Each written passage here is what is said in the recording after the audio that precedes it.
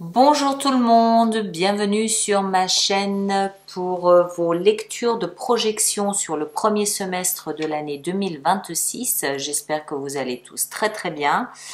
Alors ces projections ont été faites comme d'habitude. Pourquoi changer les bonnes habitudes, les bonnes vieilles habitudes? Elles ont été faites sous la forme de croix. Avec au cœur donc de la lecture le cœur du semestre, la tête, le socle, de là d'où vous venez et là où vous allez. Je précise juste que, parce que je ne l'ai pas fait systématiquement pour tous les signes, l'endroit d'où vous venez, bien sûr, c'est a priori 2025, mais ça peut aussi être antérieur à 2025. Donc vous adaptez bien évidemment chaque fois en fonction de ce que vous vivez.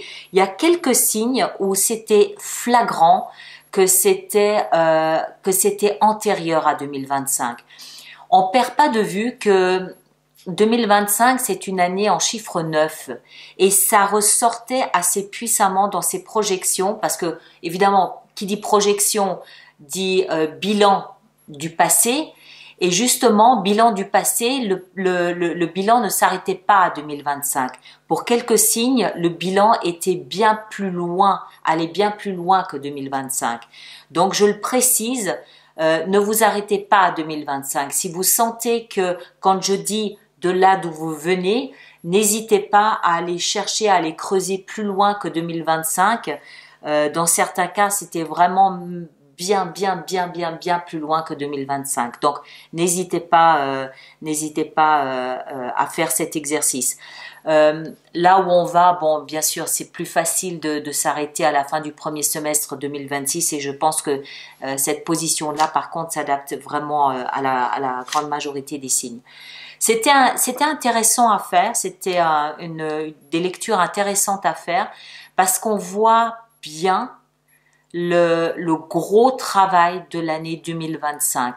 Ça a été une année très difficile pour tout le monde, vraiment, et on le mesure dans la projection. On sent une délivrance. On sent que tout le monde se projette en tenant compte du bilan qui a été fait et du travail qui a été fait en 2025. Euh, Même si on le fait en traînant les pieds, en râlant, en rouspétant, il y en a assez, c'est bon, ça suffit. Oui, mais ça n'empêche, qu'on le veuille ou non, on n'a pas le choix. Et on le mesure, on le voit dans les lectures, dans les projections, surtout ça se sent. Vous gardez aussi bien sûr en tête que ces lectures, elles sont hyper générales. Hein, c'est par signe, ascendant, lune. Et puis surtout aussi que ça se diffuse sur 6 mois. Donc vous adaptez en fonction de ce que vous vivez et vraiment vous tenez compte du fait que c'est diffusé sur 6 mois. N'hésitez pas à revenir les écouter tous les 2 mois, tous les 3 mois pour mesurer peut-être le cheminement que vous avez parcouru. D'accord ? Certaines personnes ont fait remarquer très justement, d'ailleurs je les remercie, que vous pouvez aussi aller voir le signe de votre Vénus. C'est très correct, c'est très juste en fonction de ce que vous souhaitez obtenir comme réponse à vos questions. Ça peut être intéressant. Pour ceux qui ne savent pas où se trouve son ascendant, ou sa lune ou sa Vénus, il y a un site, enfin il y a même plusieurs sites qui sont gratuits sur internet où vous pouvez entrer simplement vos données de naissance et vous avez ce type d'informations. Je mettrai le lien, c'est totalement gratuit, je mettrai le lien dans la boîte de dialogue, vous pouvez aller voir, vous pouvez aller chercher, vous pouvez aller voir. Voilà, je vous laisse avec tout ça. J'espère que ça vous aide un petit peu, j'espère que ça vous soutient dans votre travail personnel. N'hésitez pas à laisser des commentaires pour aider les autres personnes des mêmes signes, c'est toujours utile, c'est toujours aidant. Et puis ceux d'entre vous qui allez jusqu'aux extensions, jusqu'aux abonnements, merci de soutenir mon travail, merci de soutenir la chaîne, c'est important, donc merci de le faire. Voilà, passez un bon moment et puis on se retrouve de toute façon au mois de janvier pour voir le développement de la première carte qui est sortie lors de la projection. Prenez grand soin de vous, à bientôt, merci beaucoup. Scorpion, bonjour à vous, bienvenue sur ma chaîne pour votre lecture intuitive de ce premier semestre de l'année 2026. J'espère que vous allez tous très bien, merci d'être là. On va faire cette lecture comme d'habitude en forme de croix, avec au cœur de la lecture ce que vous aurez au cœur du semestre. Ensuite, on aura ici en haut la position, tout en haut, ce que vous avez dans la tête, c'est-à-dire ce à quoi vous pensez au cours de ce premier semestre, et dans le socle, ce qui va vous aider, ce sur quoi vous allez pouvoir vous appuyer. Sur ma gauche à moi, vous aurez ce que vous laissez, c'est-à-dire ce sur quoi vous terminez l'impératrice. Gardez-le en tête, ça peut être utile. Donc, sur ma gauche à moi, ce que vous laissez, donc a priori, le deuxième semestre 2025, et à ma droite, là où vous terminez le premier semestre 2026, cette fois-ci. Après la lecture, on va donc déployer tout le semestre, mois après mois, donc du mois de janvier au mois de juin 2026, et chacun des arcanes majeurs qu'on prendra sera réutilisé pour les énergies extérieures lors des lectures mensuelles que nous ferons comme d'habitude. C'est toujours la même chose depuis maintenant bientôt 9 ans ou 10 ans, je ne sais même plus. Donc vous connaissez la chanson. Après on fera donc notre extension que vous connaissez là aussi, que vous retrouverez dans la boutique. Et pour clore l'extension, on prendra un oracle de Rumi. Comme certains d'entre vous l'ont justement souligné, vous allez donc voir votre signe ascendant, votre signe lunaire, et puis essayez aussi, dans certains cas ça peut être très parlant en fonction du message, vous allez voir aussi votre signe Vénus, d'accord? Ça peut aussi être très parlant dans certains cas. Voilà, alors, allez, j'essaye encore une fois. Scorpion, signe ascendant, lune ou Vénus, premier semestre de l'année 2026, au cœur de votre lecture, donc au cœur de votre semestre, vous avez la papesse, rien que ça. Arcane majeur, la papesse, intuition, un lien particulier avec le cosmos, le grand livre du savoir. Ici en haut dans la tête, on a 2 de coupe. Ok, très bien. On va voir ici en bas le socle, l'appui que vous avez. On a la lune, arcane majeur aussi. Rêve, illusion, ressenti.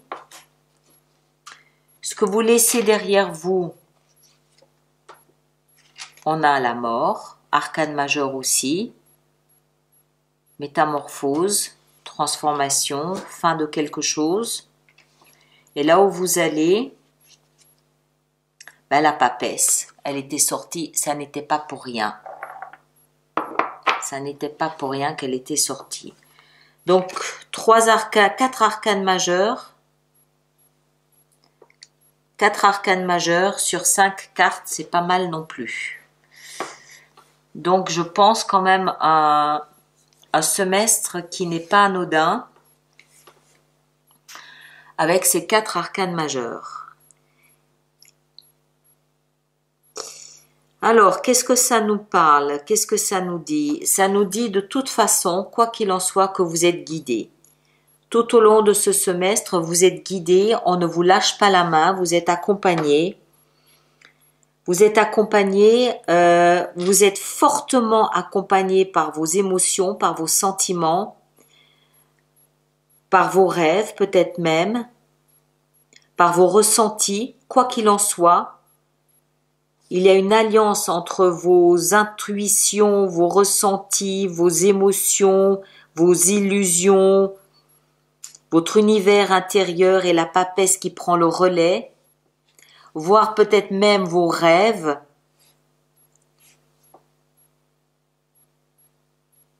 Il y a une forte connexion ici de cette colonne vertébrale entre ce qui vous porte ici, votre socle, la lune, le cœur avec la papesse, et ce que vous avez dans la tête, c'est-à-dire cet idéal auquel vous aspirez, vos rêves, cette émotion qui vous anime, qui occupe le devant de la scène, qui occupe votre tête.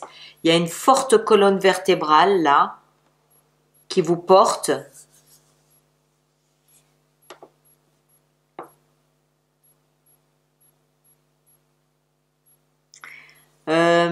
Scorpion, vous n'êtes pas... Vous êtes un signe d'eau, puissamment émotionnel aussi, intuitif. La papesse, elle est à la maison chez vous, elle est à l'aise, elle est bien centrée, elle est bien installée. Il ne faudra écouter que vos émotions.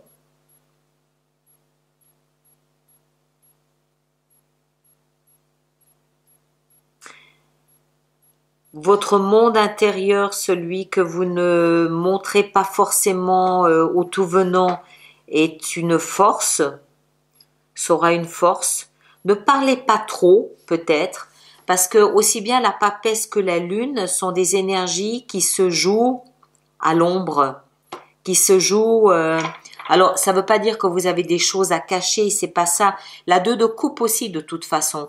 Les 3 cartes ici, cette colonne encore une fois vertébrale en vous, sont des énergies qui sont intimes. Ce sont des énergies qui sont personnelles, elles sont intimes. Ce ne sont pas des choses dont on parle quand on sort au restaurant ou quand on va en sortie avec tout le monde. Ce sont des choses qui sont personnelles et intimes. On peut les écrire dans notre journal, encore une fois intime, ou on peut en parler à nos conjoints, mais c'est pas des choses qu'on va étaler.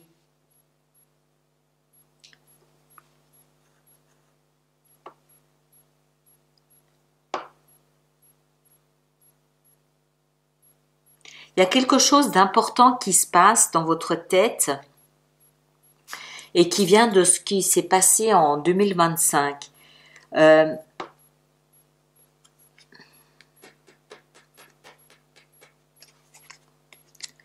La mort. Alors, toute forme de mort est forcément une transformation. Quand je dis toute forme de mort, ça veut dire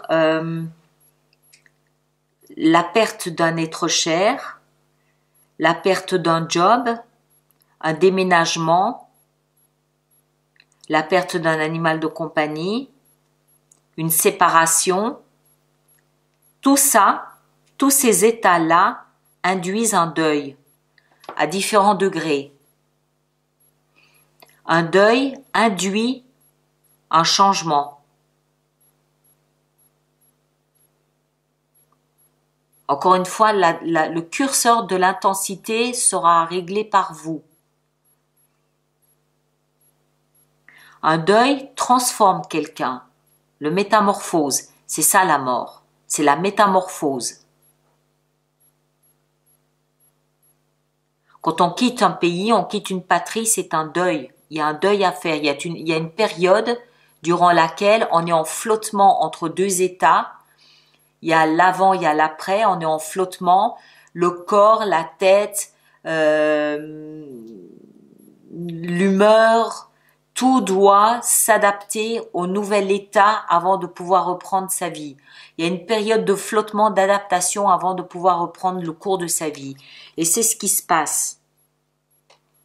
Alors, je ne sais pas ce que ça concerne, je ne sais pas ce que c'est, mais le premier semestre concerne cet état de flottement. Ça va durer le premier semestre. Pourquoi je dis ça? Parce que à la fin du premier semestre, vous accouchez.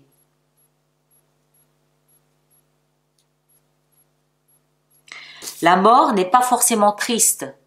C'est pas forcément une fin malheureuse. Ça peut être la fin d'une situation difficile. Même la fin d'une situation difficile nécessite une période d'adaptation pour enfin une libération. D'accord? Quand on étudie le deuil, on se rend compte que le deuil s'applique à toute forme de situation. Des situations douloureuses, mais aussi des situations aussi des situations heureuses.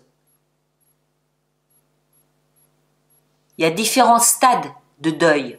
Le deuil n'est pas synonyme de souffrance. Il est synonyme de changement, d'adaptation. Et ce changement, cette adaptation, elle va prendre 6 mois.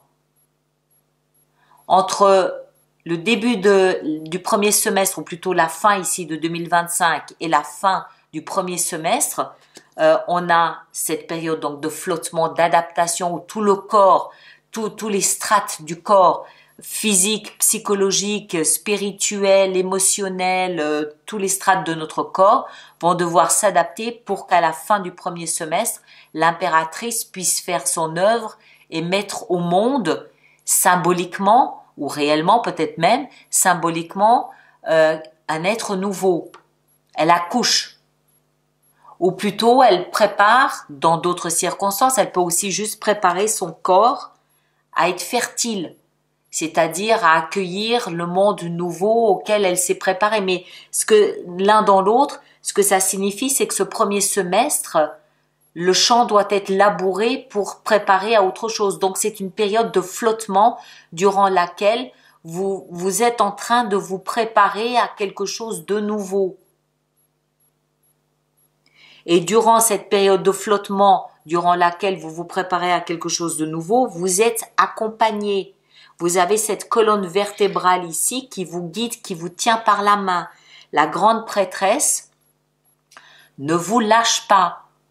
C'est comme si la vie, le cosmos, l'univers, le monde spirituel, vous l'appelez comme vous voulez, vous tenez par la main en vous disant « suis-moi ».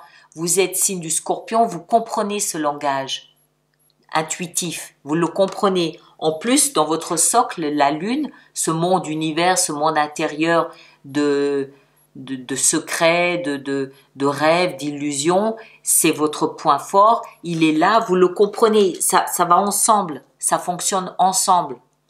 Vous êtes soutenu, vous êtes accompagné, on vous guide. C'est comme si vous étiez dans un monde d'aveugles où on vous tient par la main. Vous êtes accompagné étape par étape. Et dans votre tête, vous savez ce qui se passe. Vous, deux de couple, c'est comme si vous aviez à côté de vous une amoureuse ou un amoureux.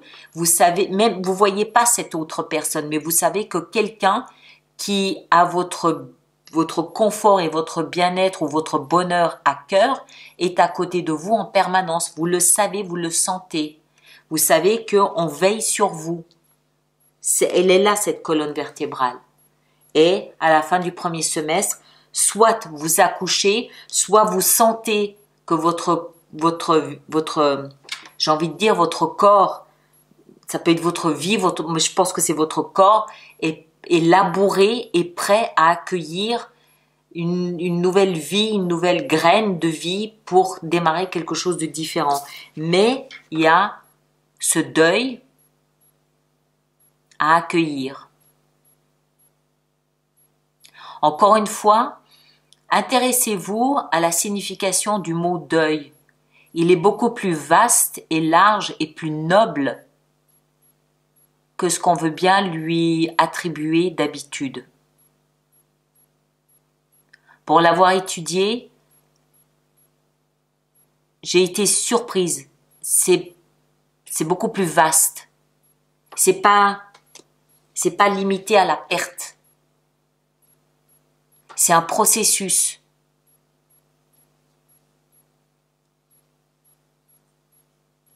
De transformation.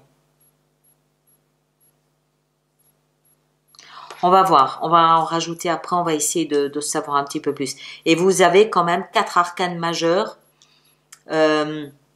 sur 5 qui laissent penser que c'est une période quand même importante, majeure. Alors on va voir janvier, ce qu'on a en janvier. Le chariot, ok, ça bouge, on avance, on est en mouvement. Février, ça peut être un déménagement. Février, le pape, confiance. Notion de spirituel.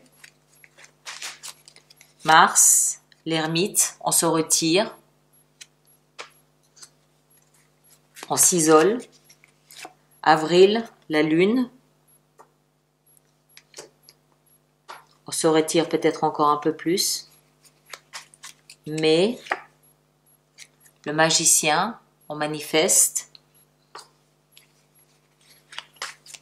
Et juin, le soleil, on ressort. Ok, ça va. On va voir maintenant avec l'extension. Je dirais février, mars, avril.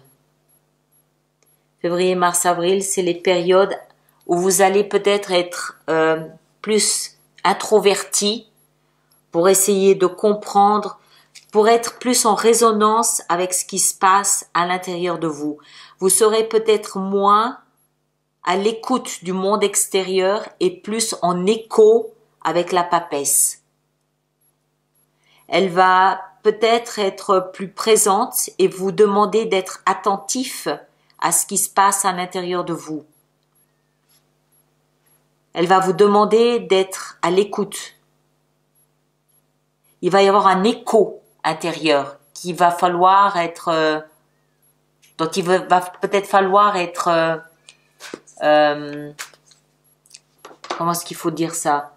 Un écho dont il va falloir prendre conscience, pas prendre conscience, c'est pas le mot. Un écho qu'il va falloir honorer.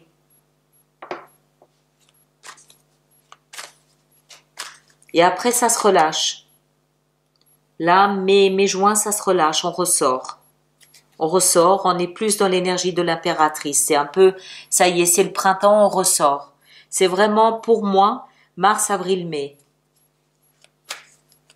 On va voir, la papesse. Alors, la papesse, qu'est-ce qu'on a avec la papesse? On a la roue de fortune, très bien. Dans la tête, on a le valet de denier. Le socle ici en bas, qu'est-ce qu'on a? Le fou.